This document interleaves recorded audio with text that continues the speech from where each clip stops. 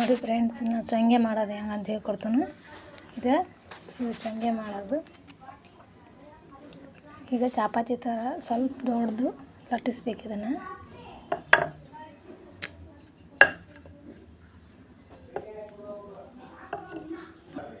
ನೋಡಿ ಲಟ್ಸೀನಿ.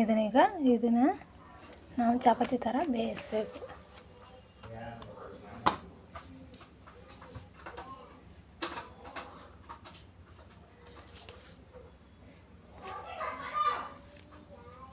ಬೇಯಿಸಿ ಆದಮೇಲೆ ಈ ಥರ ಆಗುತ್ತೆ ಚಪಾತಿ.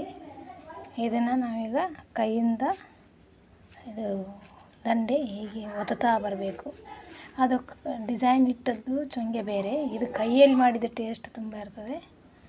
ಇದನ್ನು ಒಂದ್ಸರಿ ನೀವು ಮಾಡಿ ನೋಡಿ ಫ್ರೆಂಡ್ಸ್, ನೀವೇ ಹೇಳ್ತೀರ ಹೇಗೆ ಟೇಸ್ಟ್ ಉಂಟು, ಎಷ್ಟು ಚೆನ್ನಾಗಿ. ಅದಕ್ಕಿಂತ ಇದು ಒಳ್ಳೆ ಟೇಸ್ಟ್ ಬರುತ್ತೆ.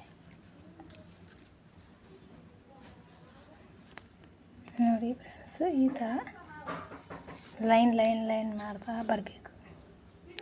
ಈ ಥರ ಬಿಸಿ ಇರುವಾಗಲೇ ಕೈಯಿಂದ ನಾವು ಈ ಥರ ಹಂಚು ಥರ ಮಾಡ್ತಾ ಬರಬೇಕು.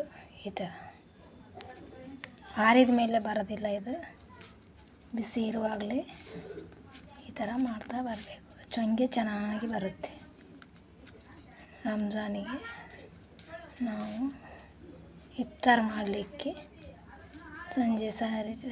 ಸಂಜೆ ಇಫ್ತಾರ್ ಮಾಡಲಿಕ್ಕೆ ಇದು ತಿಂಡಿಗೋಸ್ಕರ ಮಾಡಿದ್ದು. ಈಗಿನ್ನ ಲೇಯರ್ ಬರುತ್ತೆ ಇಲ್ಲೆಲ್ಲ ಒಳಗಡೆ. ನೋಡಿ ಫ್ರೆಂಡ್ಸ್, ಈ ಥರ ಬರುತ್ತೆ. ಇದಕ್ಕೆ ನಾವು ಕಸ್ಕಸು,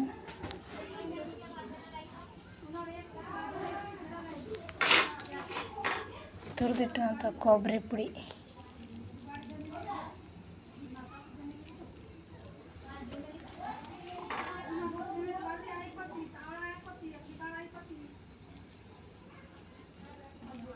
ಇದಕ್ಕೆ ಬೆಲ್ಲದ ಪಾಕ ಮಾಡಿದಂಥ ನೀರನ್ನು ಹಾಕಿ, ಬಿಸಿಯಾಗಿ ಇರೋ ನೀರನ್ನು ಹಾಕಬೇಕು. ಆಮೇಲೆ ಚೊಂಗೆ ರೆಡಿ ಆಗುತ್ತೆ.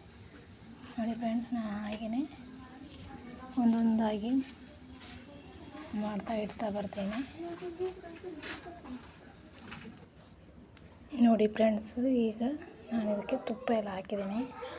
ಈಗ ಬೆಲ್ಲದ ನೀರು ಹಾಕ್ತೀನಿ.